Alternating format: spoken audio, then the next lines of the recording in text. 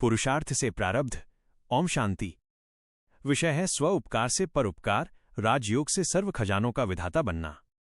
आज हम एक ऐसे शक्तिशाली पुरुषार्थ की बात करेंगे जो हमें स्वयं को सुधारने के साथ साथ दूसरों के जीवन में भी रोशनी लाने का रास्ता दिखाता है।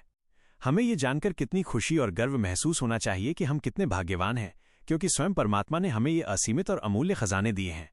ये खजाने सिर्फ हमारे लिए नहीं हैं, बल्कि ये दूसरों को देने के लिए हैं। अक्सर हम अपनी भलाई स्वकल्याण में इतना खो जाते हैं कि दूसरों की मदद करने का भाव कमजोर हो जाता है। लेकिन परमात्मा हमें सिखाते हैं कि सच्चा कल्याण तभी होता है जब हम परोपकारी पर कल्याणी बनते हैं। पुरुषार्थ का पहला कदम है माया जीत बनना। सबसे पहले हमें अपनी आंतरिक कमजोरियों को पहचानना होगा, जिन्हें हम माया कहते हैं। ये हैं नकारात्मक सोच, गुस्सा, ईर्ष्या और आलस्य। राजयोग के अभ्यास से हम अपने मन पर नियंत्रण पा सकते हैं और इन कमजोरियों को हरा सकते हैं। जब हम मन के मालिक बन जाते हैं तो हम विजयी कहलाते हैं।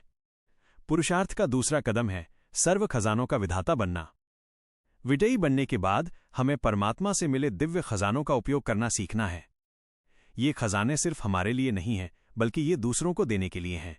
खुशी का खजाना। अपने जीवन की छोटी छोटी खुशियों को महसूस करना सीखें। जब आप खुद खुश होंगे तभी आप दूसरों को खुशी दे पाएंगे। एक मुस्कान, एक मधुर शब्द या किसी की तारीफ करने से आप ये खजाना बांट सकते हैं। शांति का खजाना। जब मन शांत होता है तो हर समस्या छोटी लगने लगती है। राजयोग से आप इस शांति को अनुभव कर सकते हैं। आप अपने शांत व्यवहार से दूसरों को भी शांत रहना सिखा सकते हैं। ज्ञान का खजाना।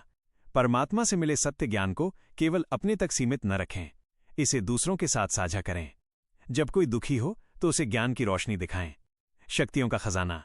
अपने भीतर की सहन शक्ति, समाने की शक्ति और सामना करने की शक्ति को पहचानें। इन शक्तियों का उपयोग दूसरों को सहारा देने, मुश्किलों में साथ देने के लिए करें। गुणों का खजाना। आपके अच्छे गुण जैसे प्रेम, नम्रता, दया ही आपकी असली दौलत हैं।